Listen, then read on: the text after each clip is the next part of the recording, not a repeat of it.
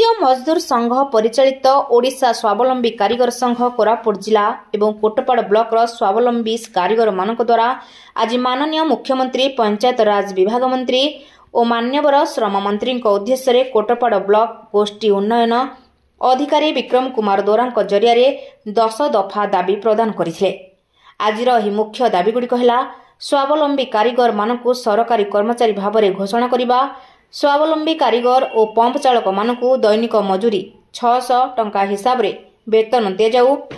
परिचय प्रदान करा जाऊ, सेमानकर ईएसआई लागू करा जाऊ, दुर्घटना जनित मृत्यु हेले अति कम रे 10 लाख टंका, स्वाभाविक मृत्यु हेले 5 लाख टंका प्रदान करा जाऊ एवं स्वावलंबी कारीगर और पंप चालक सदस्य अवसर नेला परे सेमानकु अवसरकालीन सहायता 5 लाख और मासिक भत्ता 5000 प्रदान करा जाऊ एवं विशेषकर स्वावलंबी कारीगर और पंप चालक मानकु मेघा प्रोजेक्ट रे जल जोगाण भाव में नियुक्ति देबा, पानीय जल विभाग रे खाली पड़ुवा पदवी रे नियुक्ति दिया जाऊ बोली कोटपाड़ बीडीओ विक्रम दोरा सम्मुख में दाबी देवा सहित उपस्थापना करथिले। आज दाबी देवा समय राज्य संपादक परमेश्वर बिशोई, कोटपाड़ ब्लॉक सभापति नरसिंह लाल, जिला सभापति त्रिपति नायक, उपसभापति सभाचंद्र दास, संपादक जगदीश पुजारी सहित संघर समस्त सदस्य माने उपस्थित थिले। जदि आगामी दिन में स्वावलंबी कारीगर और पंप चालक संघर दाबी पूरण न हुए और सरकार सेमानक कथा न शुणती तो आंदोलन हेब और अनिर्दिष्ट समय पर्यंत समस्त कार्य बंद करा जिवो बोली स्वावलंबी कारीगर उच्चस्तरीय अधिकारी माने गणमाध्यम सम्मुख में प्रकाश करथिले। परमेश्वर विषय भारतीय मजदूर संघ नवरंगपुर जिला उपदेष्टा एवं स्वावलंबी कारीगर जो ओडिशा संघर प्रभारी 4टी जिला प्रभारी अच्छी मु तो वर्तमान आज जो आम कोटपाड़ी ब्लॉक रे आमे अनेक बार मान आगु आम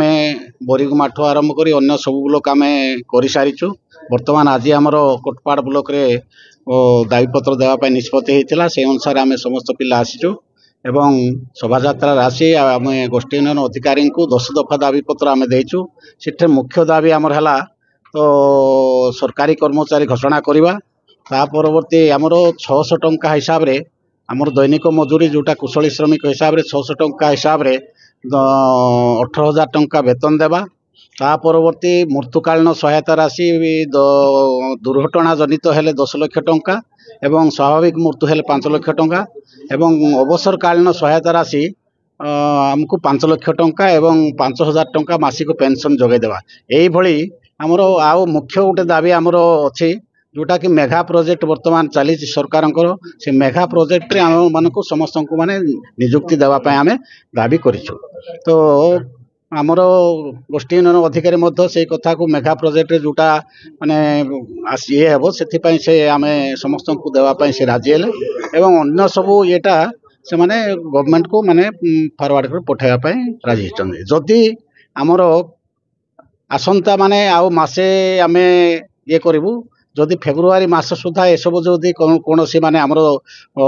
पूरण दाबी पूरण न हुए ताहले आमे आंदोलनात्मक पंथा भुवनेश्वर मध्य करने को बाध्य हो। शोभाचंद्र दास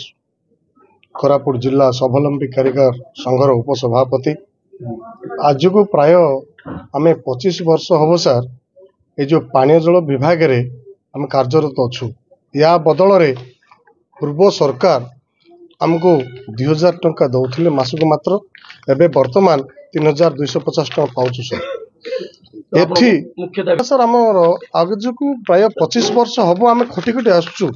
आमको सरकारी मान्यता देवा। जदि सरकारी मान्यता नदेले कुशली कारीगर जोड़ा नियम होची जे दैनिक मजूरी 600 टंका हार रे आमको जगई देवा एवं मृत्युकालीन राशि 10 लाख टंका जगई देवा, कार्यरत समय जेकोसी दुर्घटना हेले से दुर्घटना राशि 5 लाख टंका जगई देवा मुख्य दाबी सर। मेघा प्रोजेक्ट रे सर एबे वर्तमान आमर